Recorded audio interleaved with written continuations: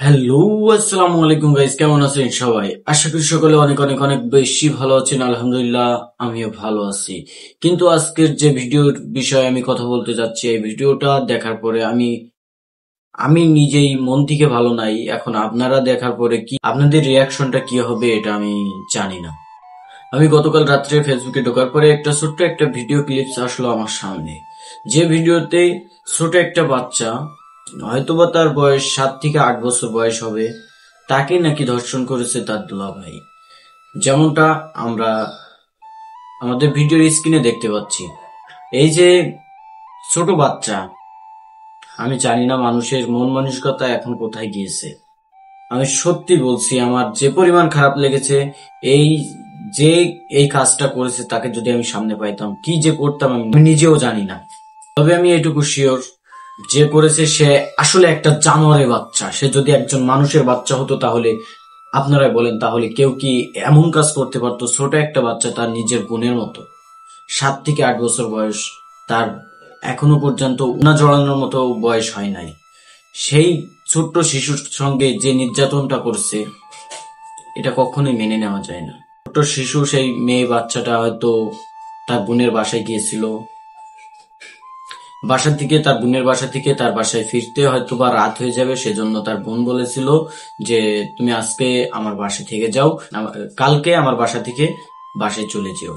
কিন্তু সেইখানে সেই জানোয়ারের বাচ্চা কি করেছে, ভিডিওটি কন্টিনিউ করুন এবং আমার স্ক্রিনে যে ভিডিওটি দেওয়া আছে ভিডিওটি মনোযোগ সহকারে দেখুন। এই যে জানোয়ারের বাচ্চাটা কি কাজ করেছে, বড় বোন ছোট বোনকে তার বাসায় রেখে, তার হাজবেন্ডের সঙ্গে রেখে বাসা থেকে বের হয়ে গেল তার নিজের বিভিন্ন কাজগুলো শেষ করতে। বাসায় এসে দেখে তার ছোট্ট সেই বোনটা খাটের উপরে শুয়ে পড়ে ছটফট করছে উলঙ্গ অবস্থায়। ঠিক তখনই তার শাশুড়িকে ডেকে বলল যে, আম্মা, আমার বোনটার অনেক খারাপ অবস্থা, চলুন না তাকে হসপিটালে নিয়ে যাই। তখন সে বলল, তখন তার শাশুড়ি কথার উত্তর দিল যে এখন হসপিটালে নিয়ে যাওয়া যাবে না, এই কথাটা গোপন আছে, গোপনে থাকুক, এখন এগুলো পাবলিক করা যাবে না। তখন সেই মেয়েটি বলল, আপনার ছেলে আমার বোনকে এভাবে ধর্ষণ করেছে, আমার বোনের জীবনটা বাঁচবে কিনা সেটা নিয়ে আমি চিন্তিত আছি, আর আপনি আপনার মান সম্মান নিয়ে ভাবছেন। দেখুন মানুষের মন মানসিকতা কোথায় গিয়েছে। হয়তোবা তার মা এবং ছেলে মিলে এই কাজটা সেই শিশু বাচ্চাটার সঙ্গে করেছে। তাই যদি না হতে, তাহলে একজন মা একজন ছোট্ট বাচ্চার কিভাবে এমন ভাবে সর্বনাশ হওয়ার পরও এটা নিজ চোখে দেখে কিভাবে সে তার মান সম্মানের চিন্তা করতে পারে। অবশেষে অনেক জোরাজোরি করার পরে হসপিটালে নিয়ে গেল। হসপিটালে নিয়ে যাওয়ার পরপরই সেই মেয়ের শাশুড়ি সেই হসপিটাল থেকে পালিয়ে গেছে। হসপিটাল থেকে পালিয়ে যাওয়ার পরে সেই ছোট্ট সেই বাচ্চা শিশুটি অনেক দেরিতে পৌঁছেছে হসপিটালে, মানে অনেক ব্লিডিং হয়েছে, অনেক সমস্যা হয়েছে। অনেক ছোট বাচ্চা, 7 থেকে 8 বছর বয়স বাচ্চাটার। এমন অবস্থায় তাকে ফেলে চলে গেছে। এবার সেই মেয়েটির সন্দেহ সম্পূর্ণ তার হাজবেন্ড এবং তার শাশুড়ির উপরে। অবশেষে মেয়েটিকে হসপিটাল ভর্তি করা হলো। অবশ্য ডাক্তাররা কেবিনে নিয়ে যাওয়ার আগেই বাচ্চাটির মা এবং বোন তার হাত ধরে সান্ত্বনা দিচ্ছিল, কিচ্ছুই হবে না, সব ঠিক হয়ে যাবে, তুই শুধু আল্লাহর উপর ভরসা রাখ।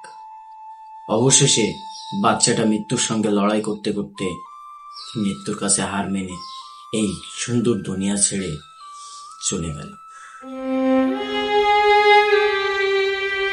আপনারা যে যেখান থেকে ভিডিওটি দেখছেন অবশ্যই ভিডিওটি শেয়ার করে আরেকজনের কাছে পৌঁছে দিবেন, যাতে এই ভিডিওর মাধ্যমে সেই অপরাধীকে ধরে নেওয়া যায়, তাকে আইনের আওতায় নিয়ে আসা যায়। আমি শুধু এটুকুই আপনাদের কাছে প্রার্থনা করছি। আশা করি আমার প্রার্থনাটা আপনাদের কাছে গ্রহণযোগ্য হবে। তার মা বাবা ভাই বোন সেই ছোট্ট বাচ্চাটাকে কি কখনোই ফিরে পাবে? আমি আপনাদের কাছে হাত জোর করে বলছি, আমার এই ভিডিওটি শেয়ার করে দিন, যাতে এই ভিডিওর মাধ্যমে ছোট্ট বাচ্চা নিহত হওয়ার একটা ন্যায় বিচার পেয়ে যায় তার মা বাবা, এবং যে এই কাজটা করেছে সেজন্য একটা কঠিন থেকে কঠিনতম শাস্তি পায়, সে ব্যবস্থা করে দিও। সো আজকের ভিডিওটি এ পর্যন্ত। যদি ভিডিওটি ভালো লেগে থাকে তাহলে অবশ্যই ভিডিওটিতে একটা লাইক করে দিবেন, কমেন্ট করবেন। আর যদি একটু বেশি ভালো লেগে থাকে তাহলে অবশ্যই ভিডিওটি শেয়ার করে দিবেন। আর যদি আমার চ্যানেলের নতুন দর্শক হয়ে থাকেন তাহলে অবশ্যই চ্যানেলটি সাবস্ক্রাইব করে পাশে থাকবেন। ধন্যবাদ।